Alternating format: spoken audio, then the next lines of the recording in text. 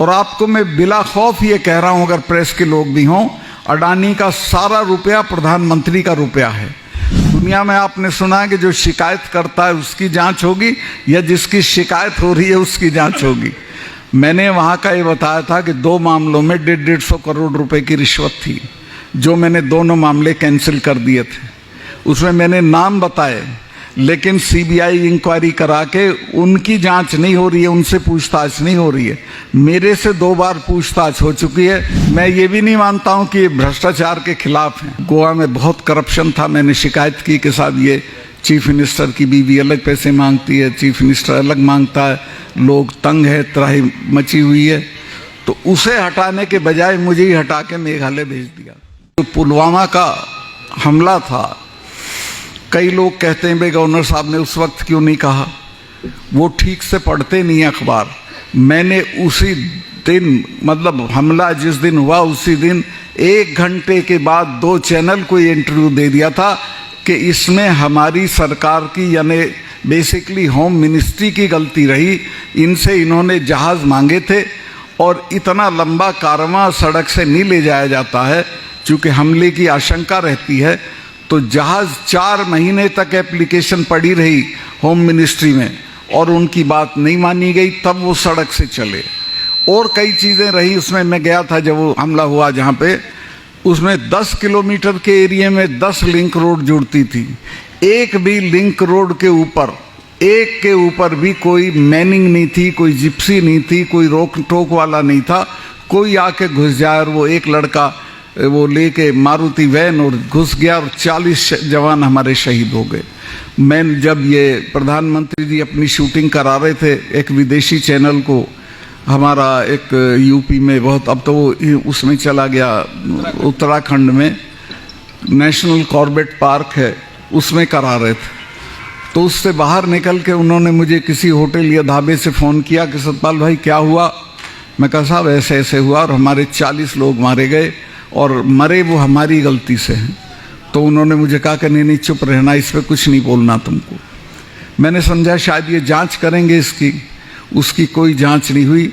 तीसरे दिन उसको चुनाव का मुद्दा बना दिया और उन बच्चों की लाश पे चुनाव ये जीत के आए। मैं आपसे कहूँगा, अगर आप में जरा भी उन बच्चों के लिए हमदर्दी है तो इस बार के चुनाव में इस बात की इनको सज़ा दी जानी चाहिए कि या तो ये जांच कराएं और नहीं तो उनकी लाश के साथ ये भस्म हो जाए, इनको ख़त्म कर दें हम लोग। धारा 370 ऐसी धारा थी कि उसके रहते हुए कश्मीरी लोग, जब हम लोग जाते थे तो हम लोगों को कहते थे हिंदुस्तान से आए हो, मतलब वो अपने को हिंदुस्तान का हिस्सा नहीं मानते थे। तो वो हटनी ज़रूरी थी। वो हटाते वक्त दिल्ली डरती थी कि पता नहीं क्या होगा। जब ये सुरसुराहट चली कि शायद हटेगी, तो महबूबा मुफ्ती ने बयान दिया कि खून की नदियां बह जाएंगी। फारूक अब्दुल्ला ने बयान दिया कि तिरंगा पकड़ने वाला यहाँ नहीं मिलेगा अगर 370 हटाई। बल्कि वो तो इतनी दूर तक गए कि प्रधानमंत्री के पिताजी की भी हिम्मत नहीं है कि इसको छेड़ दे। मेरे से पूछा गया, मैंने कहा आप इसको हटाओ, मैं देखता हूँ।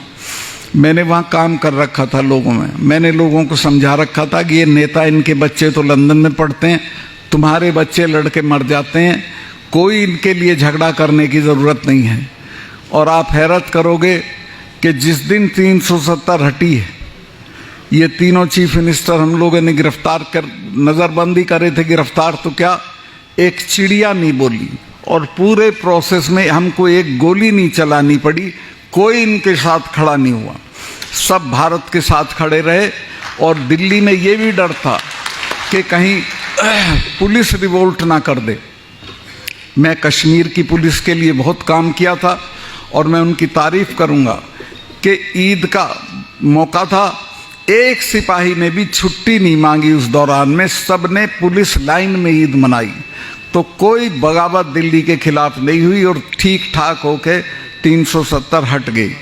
अब मैं जब गोवा में था तो मेरा इंटरव्यू करने एक सुदर्शन टीवी वाला आ गया।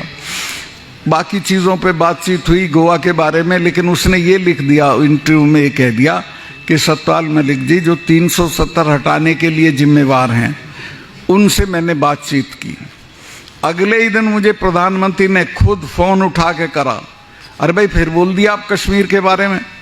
मैं कहा साहब मैं तो नहीं बोला। कहने नहीं उसने ऐसे ऐसे बोला है। मैं कहा बोल दिया होगा, पर मैंने नहीं कहा ये कि मैंने हटाई।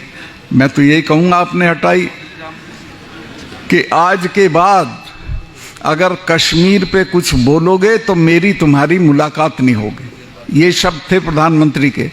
मैंने कहा मैं कौन मरा जा रहा हूँ साहब मुलाकात के लिए, लेकिन मैंने बोला नहीं। खैर वो बात आई गई हो गई, उनको एक रंजिश हो गई। वहाँ गोवा में बहुत करप्शन था। मैंने शिकायत की कि साहब ये चीफ मिनिस्टर की बीवी अलग पैसे मांगती है, चीफ मिनिस्टर अलग मांगता है, लोग तंग है, त्राही मची हुई है। तो उसे हटाने के बजाय मुझे ही हटा के मेघालय भेज दिया।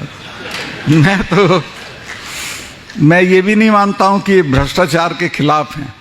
और अब जो ताज़ा है, जो आखिरी बात कह रहा हूँ, मैंने वहाँ का ये बताया था कि 2 मामलों में 150 करोड़ रुपए की रिश्वत थी, जो मैंने दोनों मामले कैंसिल कर दिए थे। उसमें मैंने नाम बताए, लेकिन सीबीआई इंक्वायरी करा के उनकी जांच नहीं हो रही है, उनसे पूछताछ नहीं हो रही है। मेरे से 2 बार पूछताछ हो चुकी है और मेरे स्टाफ के सारे लोगों के फ़ोन लेके चले गए। 2 दिन उनसे पूछताछ की जम्मू में। मतलब कुल मिला के दुनिया में आपने सुना है कि जो शिकायत करता है उसकी जांच होगी, या जिसकी शिकायत हो रही है उसकी जांच होगी। और तलाश में ये थे कि मेरे यहाँ कुछ मिल जाए तो मुझे बंद कर दें।